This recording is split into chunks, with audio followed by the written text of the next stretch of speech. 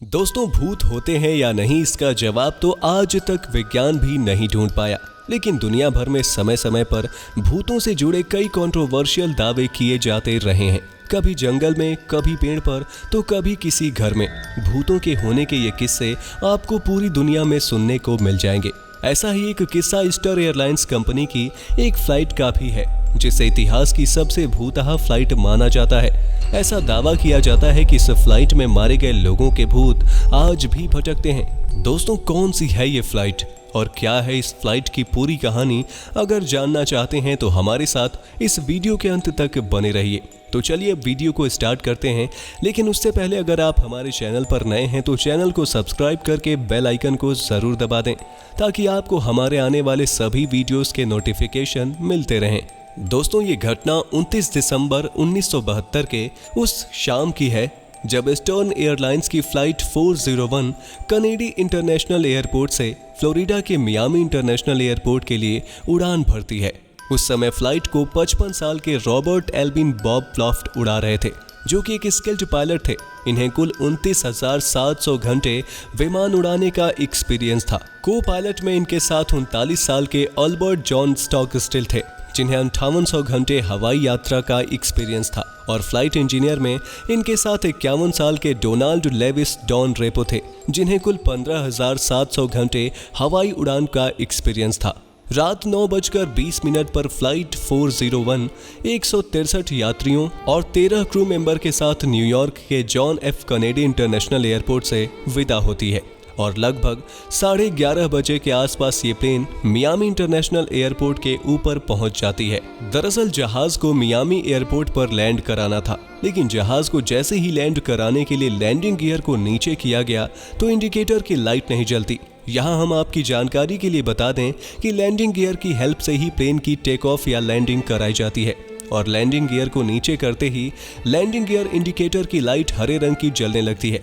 लेकिन इस फ्लाइट में ऐसा नहीं होता और लैंडिंग गियर को नीचे करने के बाद भी हरे रंग का इंडिकेटर ऑन नहीं होता है, जिस पर को पायलट स्टॉकस्टिल का ध्यान जाता है। ये लोग दोबारा कोशिश करते हैं, लेकिन कंफर्मेशन लाइट ऑन नहीं होती। अब प्लेन में मौजूद दोनों पायलट काफी परेशान हो गए, क्योंकि बिना कंफर्मेशन लाइट के उन्हें पता नहीं चल पा रहा था कि प्लेन का लैंडिंग गियर खुला है या नहीं। और अगर वे बिना लैंडिंग गियर खुले प्लेन की लैंडिंग कराते हैं तो प्लेन एक बड़े हादसे का शिकार हो सकता था।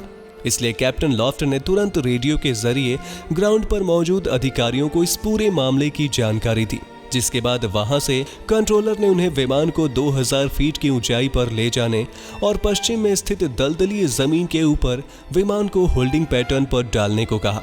दलदली जमीन के ऊपर पहुंचकर फ्लाइट इंजीनियर डॉन रेपो को कैप्टन लॉफ्ट ने इंडिकेटर में आई खराबी की जांच के लिए कहा, जिसके बाद डॉन रेपो ने पूरे इंडिकेटिंग सिस्टम की बारीकी से जांच की, लेकिन इसके बाद भी इंडिकेटर नहीं चला। अब कैप्टन लॉफ्ट ने इंजीनियर रेपो को खिड़की से झांककर ये जांच करने के लिए कहा कि अभी भी लैंडिंग गियर चालू हुआ है या नहीं। इस पर जब रेपो ने खिड़की से झांक कर देखा तो उन्होंने पाया कि प्लेन का बैक लैंडिंग गियर चालू है, लेकिन फ्रंट गियर अभी भी बंद है। इस बीच फ्लाइट 100 फीट नीचे आ गई थी, लेकिन इस पर किसी का ध्यान नहीं गया और अगले 70 सेकेंड में फ्लाइट 250 फीट और नीचे चला गया, जिसके बाद प्लेन के सभी वार्निंग अलार्म एक साथ बजने लगते हैं। फ्लाइट में चारों ओर अफरा तफरी मच जाती है और अगले 50 सेकेंड में जहाज 2000 फीट की ऊंचाई से सीधे नीचे होकर 1000 फीट पर आ जाता है, जिसके बाद को पायलट स्टॉकस्टिल विमान को 180 डिग्री पर घुमाने की नाकामयाब कोशिश करते हैं। लेकिन 10 सेकेंड से भी कम समय में प्लेन 163 यात्रियों और 13 क्रू मेंबर के साथ क्रैश हो जाता है। आपको बता दें, विमान जब धरती से टकराया तो उसकी स्पीड 365 किलोमीटर प्रति घंटे की थी और विमान का मलबा मियामी एयरपोर्ट से 30 किलोमीटर की दूरी पर मिला था।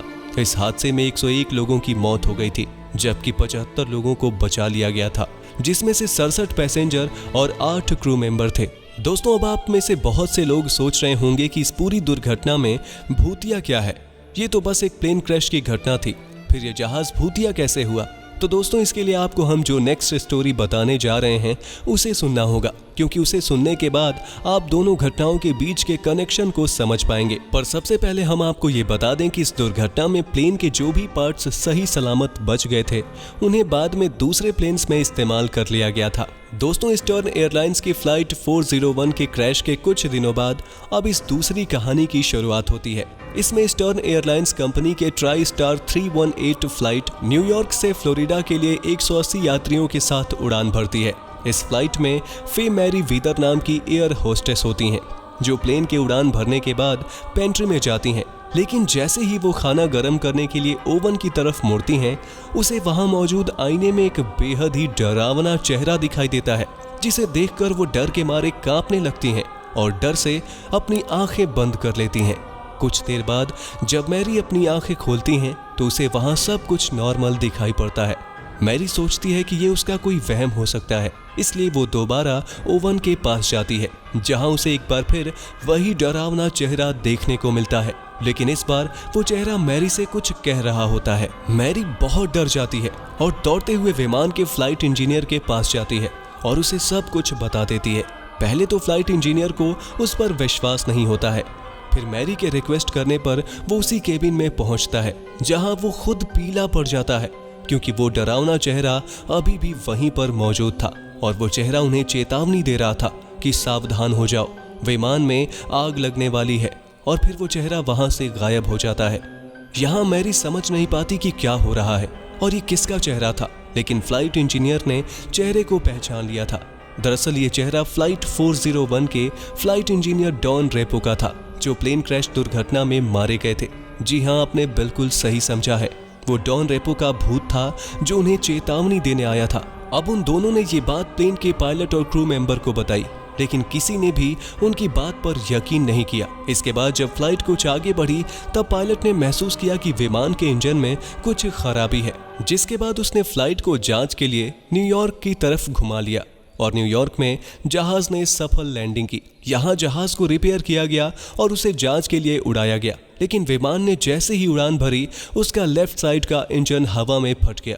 इस हादसे को देखने के बाद सभी लोग सदमे में आ गए, क्योंकि अगर विमान को रिपेयर के लिए न्यूयॉर्क नहीं लाया गया होता तो सभी की जान जा सकती थी। इस हादसे के बाद फ्लाइट इंजीनियर और मैरी गहरे सदमे में थे, क्योंकि उनको डॉन रेपो की बात याद आ रही थी। वैसे दोस्तों, यहाँ हम आपको बता दें कि जो ओवन फ्लाइट 318 में लगा हुआ था, उसे फ्लाइट 410 के मलबे से निकाल कर लगाया गया था। अब शायद आप इस दोनों घटनाओं के बीच के कनेक्शन को समझ पाए होंगे। यहाँ हम आपको ये भी बता दें कि ये पहली बार नहीं था जब ऐसी भूतिया घटना घटी थी। ईस्टर्न एयरलाइंस की फ्लाइट 401 की क्रैश होने और उसके बाद होने वाली भूतहा घटनाओं के ऊपर जॉन जी फुलर ने साल 1976 में द घोस्ट ऑफ फ्लाइट 401 नाम से एक बुक लिखी थी, जिसमें उन्होंने इस बात का साफ जिक्र किया है कि फ्लाइट 401 से निकाले गए मलबे को जिन भी फ्लाइट में लगाया गया था, उन सभी के साथ कोई ना कोई दुर्घटना देखने को मिली। तो आज के लिए बस इतना ही। इस पूरी घटना पर आपकी क्या राय है, कमेंट में जरूर बताइएगा। साथ ही अगर वीडियो आपको पसंद आई हो तो इसे लाइक करें, शेयर करें, और अगर आप हमारे चैनल पर नए हैं तो इसे सब्सक्राइब करना बिल्कुल ना भूलें, क्योंकि हम यहाँ पर ऐसे ही इंटरेस्टिंग वीडियोस आपके लिए लाते रहेंगे। वीडियोस देखने के लिए शुक्रिया।